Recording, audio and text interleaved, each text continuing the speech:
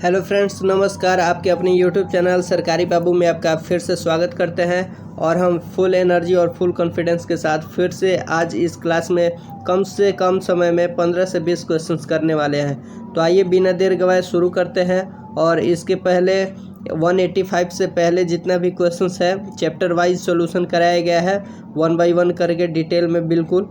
और जहाँ भी आपको डाउट हो आप कमेंट में करके पूछ सकते हैं। और मेरी गुजारिश रहेगी कि इसके पहले जितने भी क्वेश्चंस हैं आप उन्हें जा कर के देख लें, ताकि आगे के वीडियो में आपको किसी भी प्रकार का परेशानी नहीं हो।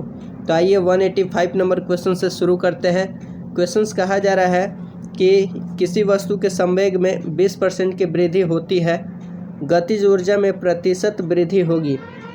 यानी किसी भी वस्तु के संवेग में यदि 20% वृद्धि होती है तो उसकी गतिज ऊर्जा में कितना प्रतिशत का वृद्धि होगा। तो इसी के बारे में क्वेश्चन से पूछा गया है। तो आइए इसका सॉल्यूशन करते हैं। शायद आपको मालूम हो कि पहले से कि जो संवेग होता है यानी कि p से सूचित किया जाता है और p बराबर होता है m इंटू वी यानी कि द्रव्यमान गुने वेग, और काइनेटिक एनर्जी जिसे हम गतिज ऊर्जा कहते हैं और इसके बराबर होता है half M we square.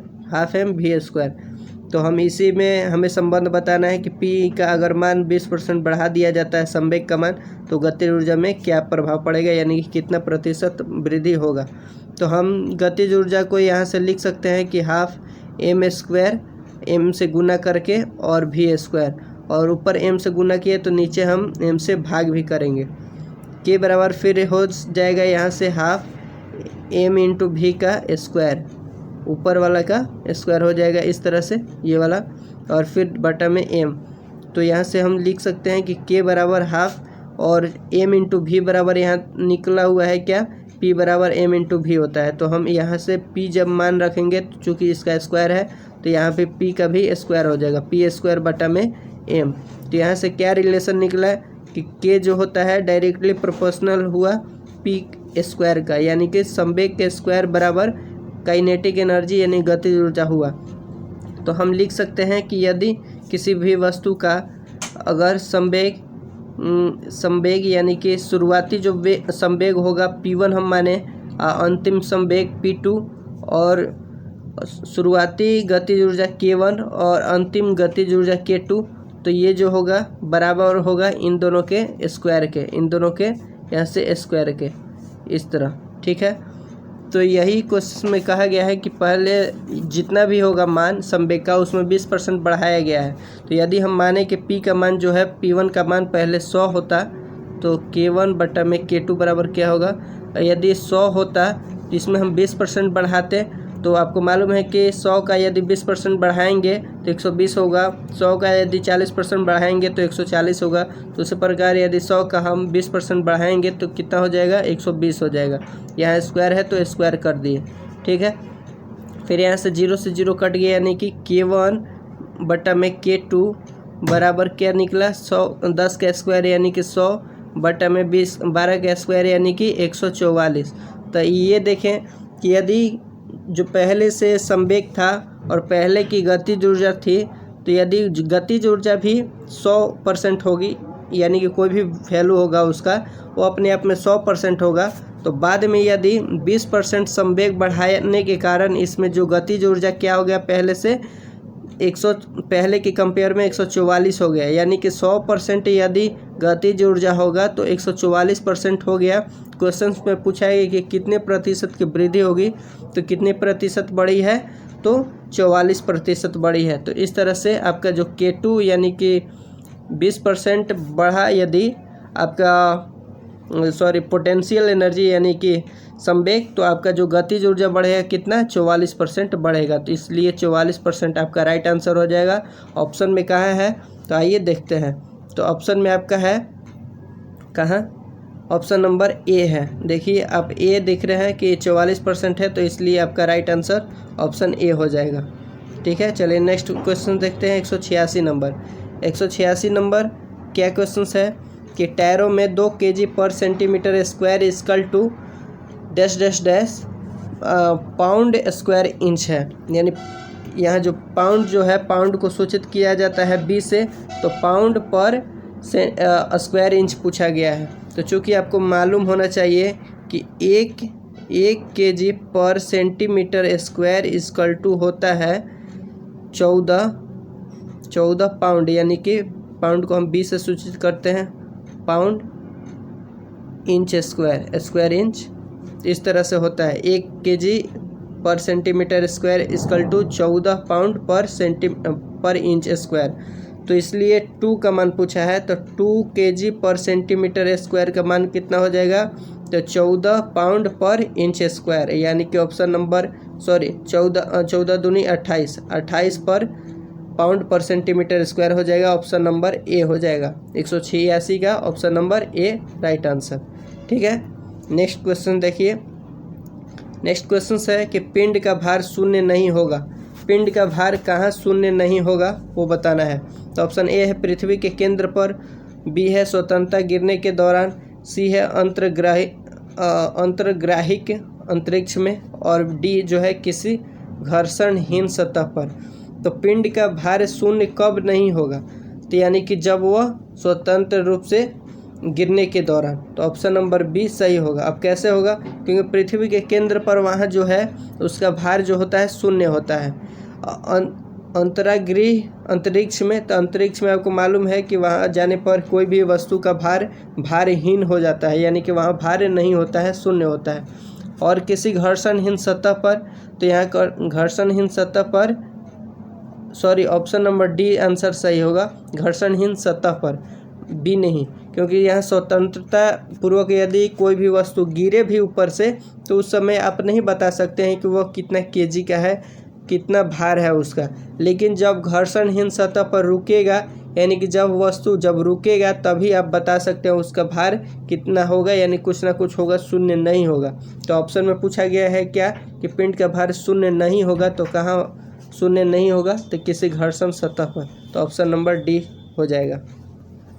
88 number है, चंद्रमा की सतह से एक चट्टान को लाया जाता है, तब क्या होगा। ऑप्शन ए है इसका द्रव्यमान परिवर्तित हो जाएगा, बी है इसका भार परिवर्तित हो जाएगा किंतु इसका द्रव्यमान परिवर्तित नहीं होगा, सी है दोनों यानी कि भार और द्रव्यमान परिवर्तित हो जाएंगे, डी है दोनों द्रव्यमान और भार वही रहेंगे। तो बता दें कि इसका कॉन्सेप्ट आपको, कि जब भी कोई भी वस्तु है चंद्रमा पर है, यहाँ चंद्रमा पर है, इसे पृथ्वी पर लेकर के जाया जा रहा है, तो यहाँ से जितना भार आएगा उसका 6 गुना पृथ्वी पर बढ़ जाएगा। और कहा जाए कि पृथ्वी से कोई भी वस्तु यदि चांद पर जाया जाए तो 6 गुना भार कम हो जाएगा, यानी यहाँ 36 kg का है तो वहाँ चंद्रमा पर जाएगा तो वहाँ 6 kg का ही होगा। तो कोई भी जो वस्तु है चंद्रमा से पृथ्वी पर लाया जाता है या पृथ्वी पर से चंद्रमा पर लेके जाया जाता है, तो उस समय उसका द्रव्यमान जो है अपरिवर्तित रहता है, यानी बदलता नहीं है, और उसका जो भार है परिवर्तित होता है, यानी बदलता है। इसका भार परिवर्तित हो जाएगा लेकिन किंतु इसका द्रव्यमान परिवर्तित नहीं होगा। ऑप्शन नंबर बी सही हो जाएगा। अगर हमारी बातों को आप ध्यान से सुनेंगे तो सभी क्वेश्चंस का जवाब एकदम डिटेल में मिलेगा। ठीक है, 189 नंबर क्वेश्चन है कि किसी गैस का आयतन स्थिर ताप पर 20% कम करने के लिए उसका दाब कितना प्रतिशत बढ़ाना होगा। तो कोई भी स्थिर ताप है और उस पर यदि आयतन में 20% की कमी कर दिया जाता है, कोई भी वस्तु के आयतन में 20% कमी करे तो उसका दाब कितना प्रतिशत बढ़ाना पड़ेगा, ये क्वेश्चन में पूछा गया है।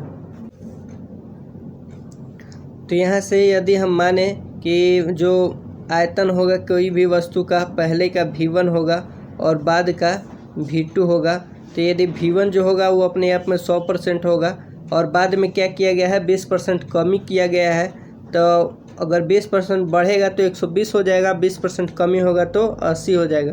तो कमी के लिए पूछा गया 20% कम करने के लिए, इसका हो जाएगा 80%। यदि हम यहाँ से V1 और V2 को अनुपात में करें तो V1 बटा V2 तो क्या हो जाएगा 100 बटा में 80, यानी कि कट के हो जाएगा आपका 20 चौके 80, 20 25 100, यानी कि 5 बटा में 4, 5 बटा में 4 हो जाएगा, यानी V1 बटा V2 5 बटा में 4 हो गया। तो यदि यहाँ से बॉयलर का नियम कहता है जब दाब और आयतन की बात करें तो यहाँ से बॉयलर का नियम लगता है। बॉयलर का नियम क्या कहता है? बॉयलर्स नियम, बी से बॉयलर्स नियम लिख दिए, आप समझ लीजिएगा, लिख लीजिएगा। बॉयलर नियम होता है P1 V1 P1 into V1 बराबर P2 into V2, P1 into V1 बराबर P2 इंटू V2। तो यहाँ से अगर P1 का मान P1 रहे और यहाँ से देखिए V1 बटा V2 बराबर कितना था? 5/4। तो यहाँ से अगर हम V1 का मान निकालें तो क्या हो जाएगा? 5/4 इंटू V2। तो यहाँ से V1 का हम मान क्या करेंगे? यहाँ से उठा करके यहाँ रखेंगे, यानी कि 5/4 इंटू V2 बराबर में P2 बराबर V2 P2 इंटू V2। ठीक है, तो यहाँ से V2 और ये V2 कट जाएगा। तो आप देख सकते हैं कि P1 5/4 बराबर P2 निकला। तो यानी कि पूछा गया है कि उसका दाब कितने प्रतिशत बढ़ेगा। तो P1 अगर P1 बटा P2 यहाँ से हम करें तो P1 बटा P2 करें तो यहाँ से क्या होगा? तो 4/5 हो जाएगा, 4/5 हो जाएगा। यानी पहले जो उसका प्रेशर 4 था, तो जब स्थिर ताप पर आयतन इसका 20% कम किया गया तो इसका जो द्रव प्रेशर हो गया 1 बढ़ गया, यानी कि पहले 4 था प्रेशर, अब 5 हो गया, यानी कि कितना का वृद्धि हुआ? 1 का वृद्धि हुआ। तो 1 का वृद्धि हुआ और पहले कितना था? 4 था। तो प्रतिशत में निकालना है ना, तो 1 का वृद्धि हुआ किस पर? 4 पर। तो 1/4 गुने 100%, क्योंकि प्रतिशत में बदलने के लिए हम 100% से गुना करते हैं। तो 4 से जब 100 को काटिएगा तो 25 बार में कट जाएगा, ये 25 चौकी 100, यानी कि 25% वृद्धि हो जाएगी किसमें? तो दाब में। तो इसलिए 25% आपका वृद्धि आंसर हो जाएगा, ऑप्शन नंबर बी। ठीक है, यहाँ देखिए बी दिया भी है। लेकिन अब 190 नंबर देखते हैं। 190 नंबर है कि बादलों की दिशा एवं गति को मापने वाला यंत्र कहलाता है। अब देखिए ये सब याद करने वाले पॉइंट्स हैं, और जितने भी मेजरमेंट वाले क्वेश्चंस होते हैं यंत्र वाले, तो इस पर भी हमने एक वीडियो बना दिया है, उसका लिंक जो है डिस्क्रिप्शन में दे देंगे। और उसमें जितने भी तरह के यंत्र होते हैं, जितने भी प्रकार के, एक लॉजिक के रूप में हमने बताया है कि कैसे इसको याद करना है। और हर एक एग्ज़ाम में यंत्र से एक ना एक क्वेश्चन आ जाता है। तो इसलिए यदि आप यंत्र वाले सभी मतलब नोट कर लेंगे तो वहाँ से आपके एक ना एक क्वेश्चन आ जाएंगे। तो देखिए 190 में है कि बादलों की दिशा एवं गति को मापने वाला यंत्र क्या कहलाता है? तो उसे हम क्या कहते हैं? नेफोस्कोप, नेफोस्कोप मीटर, यानी ऑप्शन नंबर सी हो जाएगा। बादलों की दिशा एवं गति को मापने के लिए नेफोस्कोप। 191 नंबर है, अल्टीमीटर से क्या नापते हैं? अल्टीमीटर से क्या नापते हैं? तो धरती जो है अल्टरनेट होता है, यानी कहीं ऊंचा कहीं ऊपर, कहीं नीचे कहीं ऊपर। तो धरती यानी भूतल, तो भूतल क्या होता है? अल्टीमेट होता है, यानी कि अल्टीमेट मीटर से क्या नापेंगे हम? भूतल नापेंगे, भूतल की ऊंचाई। इस तरह से आप याद कर सकते हैं।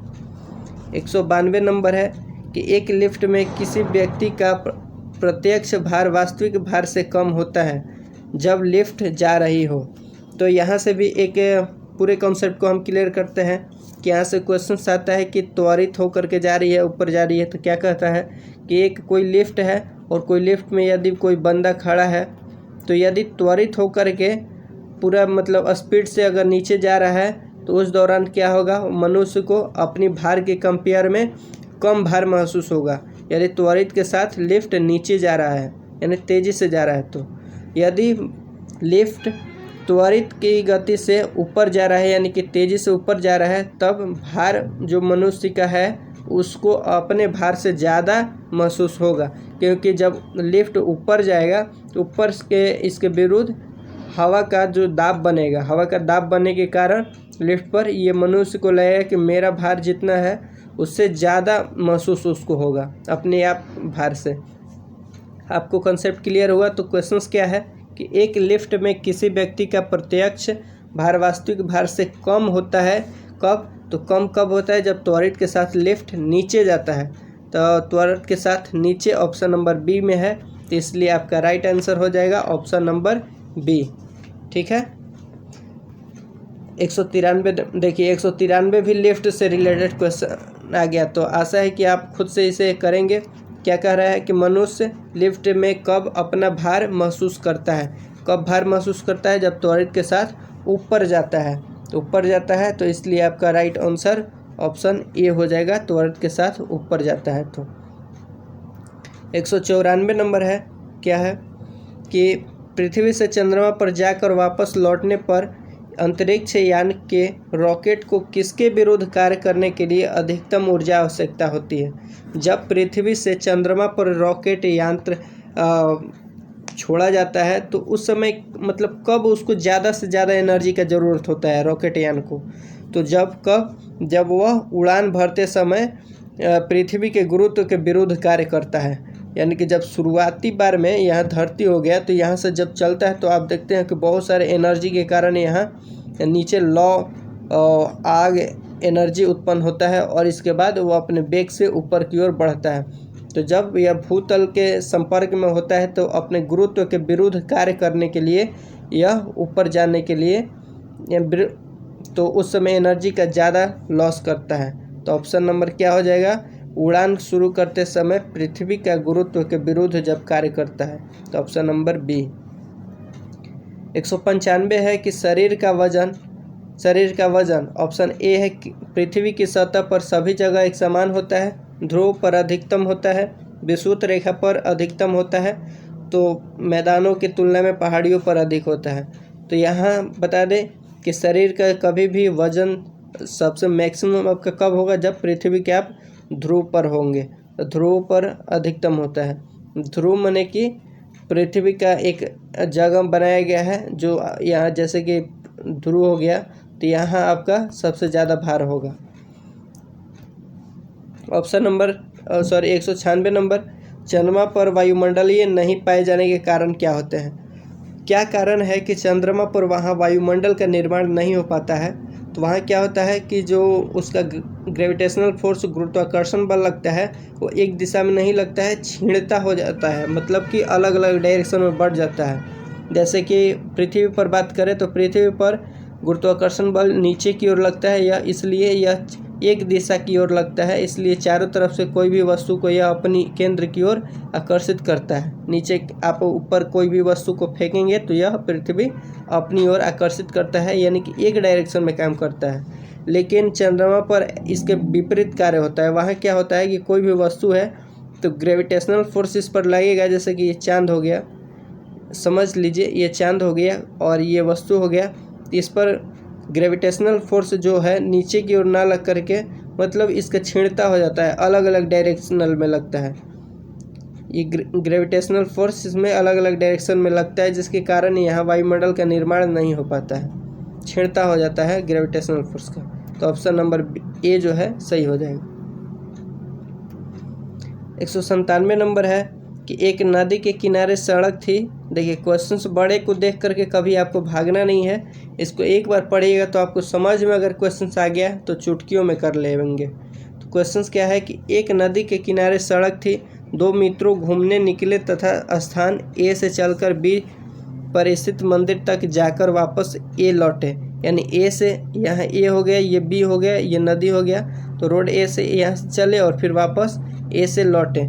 फिर यदि जो है लौटे, एक 12 किलोमीटर घंटा की चाल से साइकिल पर जाता है, जो साइकिल से जाता है ए से साइकिल, ये 12 किलोमीटर प्रति घंटा से जाता है और नदी में के बहाव के साथ जो जाता है, तो यदि अगर इधर की ओर बहाव है, इधर पानी इधर बह रहा है तो बहाव के साथ जाता है तो 4 किलोमीटर प्रति घंटा से जाता है, तो कौन ए पर पहले लौटेगा? तो देखिए साइकिल वाला तो जाएगा तो 12 की से जाएगा और 12 से आएगा, तो इसका जो हुआ इसका जो गति का औसत कितना हुआ? तो 12 से गया, 12 से वापस आया। दोनों को औसत निकालने के लिए 2 से भाग करेंगे, 12 दूनी के 24, दूनी भाग 2, तो यानी कि 12 निकलेगा। लेकिन यदि नदी में जाने वाला व्यक्ति की बात करें तो ये 10 किलोमीटर प्रति घंटा से जा रहा है और नदी के बहाव है 4। यदि नदी के डायरेक्शन के सीधा में जाए तो दोनों का चाल जुड़ जाएगा, तो 10 4 14 हो जाएगा। लेकिन जब नदी के चाल के यानी कि नदी के बहाव जो धारा के बहाव के विपरीत आएगा फिर वापस आएगा, तो यहाँ दोनों के चाल का अंतर हो जाएगा। यानी कि 10 था और इसका 4 है तो कितना हो जाएगा, 6 हो जाएगा। ठीक है, और एक बार जुटेगा नदी के बहाव का चाल और इसका चाल, नाव का चाल, तो दोनों का जुड़ गया 14 और इसका घट गया 6 हो गया। इन दोनों का औसत निकालेंगे तो 14 6 20, 20 भागा 2 क्या निकला 10। तो इसके दौरान 10 का स्पीड निकला और साइकिल के दौरान इसका 12 का स्पीड निकला। तो जिसका स्पीड ज़्यादा होगा वो जल्दी लौट के आएगा, उसका कम समय लगेगा, इसलिए साइकिल वाला जल्दी आएगा। तो साइकिल वाला कहाँ है, साइकिल से जाने वाला, ऑप्शन नंबर बी है, देख लीजिए आप। तो इसलिए बी आंसर सही हो जाएगा। आप समझे होंगे। 198 नंबर देखते हैं। 198 नंबर है कि 15 फीट प्रति सेकेंड की गति डैश डैश मीटर प्रति सेकेंड के बराबर होगी। अब देखिए यूनिट एंड डायमेंशन से भी क्वेश्चंस आते हैं और ये सब इंच वगैरह, 1 इंच में कितना mm होता है, 1 इंच में कितना सेंटीमीटर होता है, तो ये सब बेसिक चीज़ आपको मालूम होना चाहिए। यहाँ है कि 15 फीट प्रति सेकेंड की गति डैश डैश मीटर प्रति सेकेंड के बराबर होगी। तो आपको बता दें कि यहाँ जो 1 मीटर होता है, 1 मीटर जो होता है 3.37 इंच के बराबर होता है। 3.37 यानी कि 3 फीट 3.7 इंच के बराबर होता है। 1 मीटर बराबर 3 फीट 37 इंच के बराबर होता है। तो 15 फीट में कितना मीटर होगा, तो यहाँ 15 फीट में कितना मीटर होगा, तो यहाँ क्रॉस मल्टीप्लिकेशन कीजिएगा तो 15 भागा 3.37 कीजिएगा तो आपका जो वैल्यू निकल के आएगा 3 5 15, 5 के लगभग में निकलेगा 5.57, 4.57, 3 चौके 12, 4.57 निकलेगा, यानी ऑप्शन नंबर डी होगा। आप कर लीजिएगा। नेक्स्ट क्वेश्चन है ऑप्शन नंबर डी होगा। नेक्स्ट क्वेश्चन है कि कोई पिंड वेग v के साथ ऊपर की ओर ऊर्ध्वाधर रूप से फेंका जाता है। यह ऊंचाई h तक पहुंचने के बाद पृथ्वी की ओर लौट आता है। पिंड द्वारा तय की गई दूरी तथा विस्थापन का अनुपात क्या होगा। कोई भी जैसे धरातल है तो यहाँ से v की रफ्तार से यानी वेग से भेजा जाता है, फेंका जाता है, और h हाइट पर जाने के बाद, कुछ हाइट पर जाने के बाद वह फिर से वह अपने स्थान पर आ जाता है। तो इस समय तय की गई दूरी और विस्थापन का अनुपात बताना है। तो दूरी क्या होता है, हमेशा धनात्मक होता है, यानी कि यहाँ से यदि तय किया, ए से कोई भी वस्तु तय किया, बी तक गया, तो गया और आया तो दोनों जाने और आने का दूरी बराबर क्या होगा, दोनों का डिस्टेंस जुड़ जाएगा। लेकिन विस्थापन इसके दौरान क्या होगा कि 0 हो जाएगा, क्योंकि विस्थापन शॉर्टेस्ट डिस्टेंस को विस्थापन कहते हैं। तो यानी कि जितना गया, जैसे कि इस पॉइंट से गया, इस पॉइंट से गया और इसी पॉइंट पर आ गया, तो शॉर्टेस्ट डिस्टेंस क्या हुआ, 0 हुआ। यही इस स्थान से जैसे कि 5 मीटर जाता और 3 मीटर वापस आ जाता, तो क्या हो जाता है इसका विस्थापन, तो यहाँ से 2 मीटर हो जाता और दूरी 5 दूर 7 हो जाता। लेकिन यहाँ क्या हो रहा है कि जिस स्थान पर गया उसी स्थान पर आ गया, तो विस्थापन क्या हो जाएगा, 0 हो जाएगा। यानी कि दूरी यदि d माने कि d गया और आने जाने में टोटल जो दूरी हुआ d हुआ और विस्थापन क्या हुआ, 0 हो गया, तो आपको पता है कि कोई भी नंबर में यदि 0 से डिवाइड किया जाता है, क्योंकि अनुपात पूछा है, तो दूरी और विस्थापन का अनुपात हम इस तरह से लिख दिए। और इसका वैल्यू क्या होगा, तो आपको पता है कि कोई भी नंबर में यदि 0 से डिवाइड किया जाता है तो उसका जो मान आता है इनफाइनाइट आता है, यानी कि अनंत आता है। इनफाइनाइट को अनंत कहते हैं। तो कोई भी नंबर बटा में 0 करेंगे तो इनफाइनाइट यानी अनंत होता है, तो ऑप्शन नंबर डी हो जाएगा। यानी कि इसका वैल्यू जो है नहीं निकल सकता है, अनंत जाएगा। इस तरह से माना जाता है कि कोई भी नंबर है, कोई भी नंबर है, इसका थ्योरी 12th में काफ़ी लंबा चौड़ा पढ़ना है, तो आप कॉम्पिटिटिव का पढ़ रहे हैं तो इसलिए डायरेक्ट याद रखिए, कोई भी नंबर में यदि आप 0 से भाग देते हैं उसका वैल्यू जो है इनफाइनाइट यानी अनंत आता है। ठीक है, ऑप्शन डी हो जाएगा। नेक्स्ट है 200 नंबर की, एक शिकारी वृक्ष पर लटके एक बंदर के सिर पर लक्ष्य करके गोली चलाता है। कोई भी वृक्ष का टहनी है और यहाँ से बंदर ऐसे लटक रहा है, बंदर तो है तो ये लटकेगा ही, तो लटक रहा है। और गोली चलाने वाला क्या करता है कि यहाँ से इसके दिमाग ये सिर को टारगेट करके बंदूक से अपना गोली छोड़ता है। तो इसके दौरान जब ये नीचे कूद जाता है तो इसके दौरान ये गोली जो है इसके बॉडी पर कहाँ लगेगी। तो चूँकि जो गोली है इस पर परवलयाकार पाथ पर ट्रैवल करेगी, चलेगी, यानी कि थोड़ा सा झुक करके इस तरह से धीरे धीरे परवलयाकार आकार पर जाएगी। तो बंदर भी इसी तरह से नीचे जाएगा, तो ये भी बंदर का सिर भी धीरे धीरे नीचे जाएगा और गोली भी यहाँ से चलाया था तो ये भी धीरे धीरे नीचे जाएगा। तो लास्ट में जा कर के ये चाहे कहीं भी रुके, इसके जा कर के सिर पर ही रुक लगेगा। तो कहाँ लगेगा? इसके सिर पर लगेगा। तो ऑप्शन नंबर कहाँ है? बंदर के सिर को छेद भी कर सकती है और नहीं भी नहीं, ऑप्शन डी नहीं होगा। ऑप्शन ए देखिए है कि बंदर के सिर में छेद कर देगा, ऑप्शन नंबर ए सही हो जाएगा।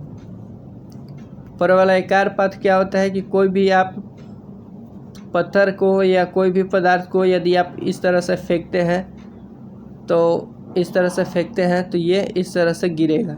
तो ये जो पाथ होता है, ये वृत्ताकार पाथ तो आप नहीं कर सकते। ये जो पाथ होता है तो ये क्यों होता है? क्योंकि आप ऊपर फेंके कोई भी वस्तु और गुरुत्वाकर्षण बल के कारण यह धीरे धीरे नीचे आने लगता है, ठीक है, नीचे आने लगता है, तो इसलिए यह परवलयाकार पाथ का निर्माण करता है। तो इसके दौरान इस पर इसके सिर पर लगेगा और ये परवलयाकार पाथ होता है। तो आज के क्वेश्चंस यहीं तक समाप्त करते हैं और आशा करते हैं कि आपको सभी क्वेश्चंस समझ में आए होंगे। तो जहां भी आपको डाउट हो आप कमेंट करके पूछ सकते हैं। वीडियो में बने रहने के लिए आपका धन्यवाद, शुक्रिया।